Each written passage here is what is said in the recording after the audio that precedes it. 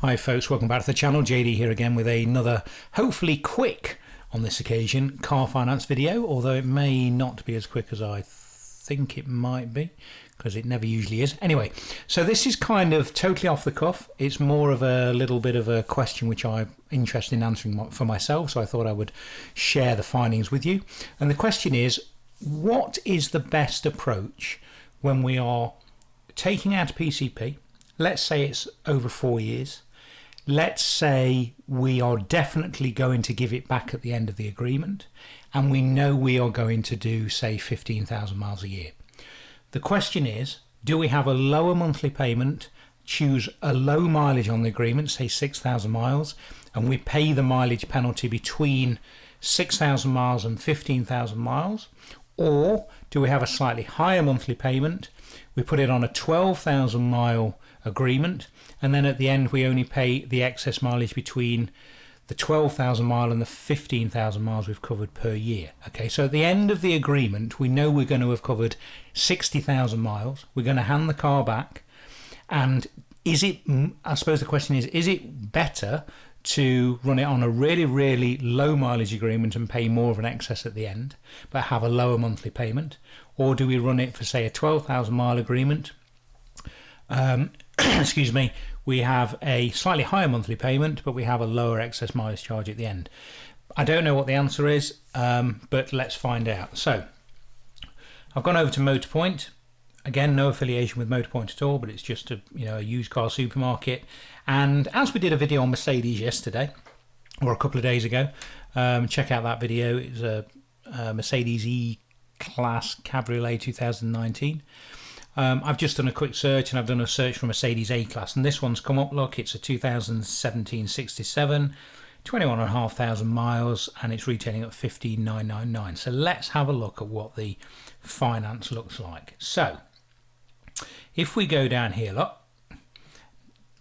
again, remember this is showing a 49-month agreement. Okay, so remember from when I've mentioned this many times before, this is going to be 48 equal payments. So we're going to hand it back, if you like, after 48 payments. If it said 48 months there, we'd be handing it back after 47. Okay, so they are saying on 6,000 miles a year, we've got a monthly payment to 243. Sorry, I tell you what, let's put zero deposit in just to make things a bit more straightforward. Okay, so they are saying zero deposit, 283.95, and a final optional final payment of 7,045. So in this case we wouldn't be paying that, we would be looking to give this car back to the finance company. 7,045, 283.95 a month times 48. Okay, so what's the excess mileage charge? Does it tell us? This is going to be interesting if it doesn't. I don't know whether it does on Motorpoint, this might be a bad example. Do you know what? We'll take a guess, because on a car like this it's probably going to be about 6 pence a mile. If you're unsure what excess mileage charge means, all it means is if you want to definitely give this car back, there is a guaranteed future value based on you covering a maximum of, in this case, 6,000 miles a year. I think it's a little bit unfair because nobody knows what they're going to cover. So the thing is with the PCP, if you overestimate it, they're not going to give you any money back. The only benefit to you is that you've paid a little bit more per month because your final value is going to be subsequently lower, which means you're building a little bit more equity into the deal. But they don't turn around and say, oh, we said it'd be worth, in this case, 7,045. You've only covered 2,000 miles a year, so we're going to say it's worth 8. Doesn't happen. So I think it's a little bit unfair, but let's just see. So let's assume it's 6p a mile. So in this case, it's going to have cost us 283.95 a month. So let's put that in. So 283.95 multiplied by 48. So it's going to cost us 1369. Let's make a note of this on the old spreadsheet somewhere. Tell you what, let's just make a new worksheet. Okay, so what I'm going to do, bear with me for 1 second. I bet it won't let me change it while I'm recording. Oh, it might do. Here we go. Is that going to work? Right, okay, so now I've got a blank sheet. So I keep trying to click on the wrong screen here. I'm still getting used to this new system, folks. So 48 months at whatever it was. What was it? 283.95. So 283.95. So that's going to cost us 13,629.60. Plus, this is based on 6,000 miles a year. But we know we're going to have covered 60,000 miles. So 4 times 6,000 is 24,000 miles. And we've actually covered 60,000 miles. So we've covered, 36,000 miles more than we should have done. So they're going to charge us 36,006 pences. Okay, because it's 6 pence per mile, and I'm guessing it's 6p a mile. It could be more, could be less. So our excess is 6p per mile, which means they're going to charge us that times that. So they're going to charge us £2,160. So basically, it's cost us 13,629 to get there, plus that excess. So the total cost, based on 6,000 miles a year covering 15,000 miles a year, is basically that plus that, which gives us 15,789.60. Okay, so that's the figure we want to try and beat.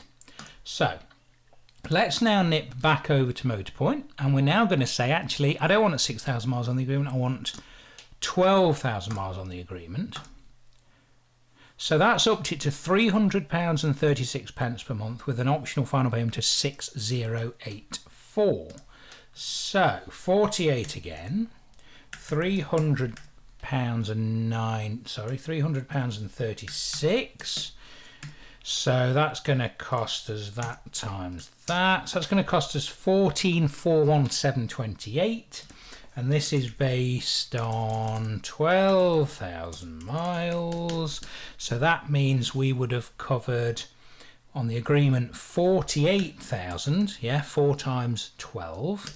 We've actually covered 60,000, which means our excess is now that minus that, which is 12,000 miles. So our excess mileage now is going to be 12,000 lots of 6 pence, assuming it is 6 pence. Which is going to be that times that, which is going to give us only £720 in excess mileage charges. So what we now need to do is simply add that onto that and take one from the other. So the 48-month agreement covering 6,000 miles a year was going to cost us 15,789.60.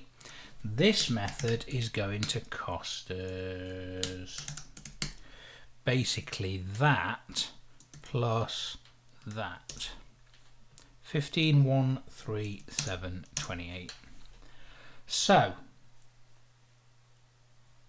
the answer is, if you know you're going to cover a lot of miles, put more miles on the agreement. Or, which I suppose is an obvious thing to say, but who knows, you know, it could have come out the same.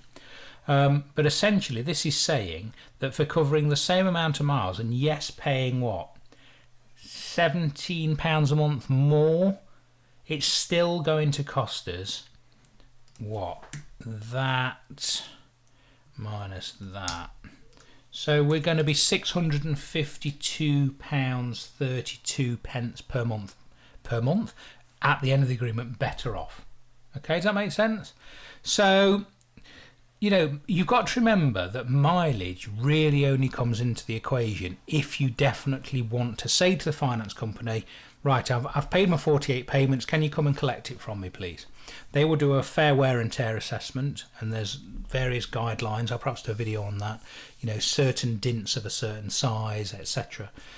And they will take the mileage charge off, and that's what you would have to pay in this case.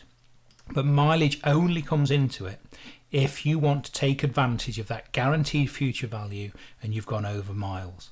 If you say go to your dealer, I mean, how many dealers really, for the sake of 500 quid, are going to lose out, you know, lose out on a new deal? If you took that car after 48 payments and said, right, I want to part exchange this for a new car, you know, are they going to be that concerned? Are they going to go, well, yeah, you know, who knows? I mean, that's the beauty of a guaranteed future value. You know what you're going to get for that car. You know you can give it back and walk away.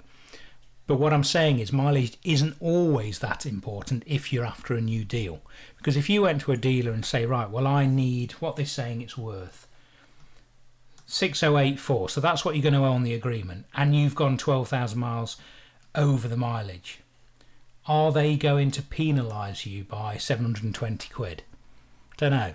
You know, there's various ways that they can give discounts.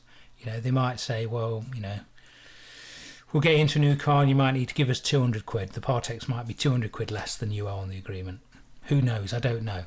But this is just assuming that we absolutely categorically want to give that car back, and the mileage excess charge is going to come into the equation. Okay? So I hope that was interesting. Certainly was from my point of view. Very, very short and sweet. I've noticed, by the way, let me just say something. I've noticed looking at the stats on YouTube, only 17% of people who are watching these videos are subscribed to the channel. So I would really appreciate it if you were to hit that subscribe button. It'd really nice to get the subscriber count up a little bit. You know, it's really encouraging to make more content, but only that's 83% of people watching this video now aren't subscribed to the channel. So I'd really appreciate you hitting that subscribe and that bell button so you get a notification when I release a new video. I am starting to try and get new videos out every couple of days if I can, so I'd really appreciate the subscription. Please do comment and subscribe. Please continue to email me. I still can't work out where to point. Please do continue to email me if you'd like to know how to get a copy of the spreadsheet, or if you'd like any friendly advice, friendly assistance, getting, you know, if you'd like my opinion on any of your potential car finance agreements, please do continue to make contact, and I will see you next time. Thanks very much for watching. Take care.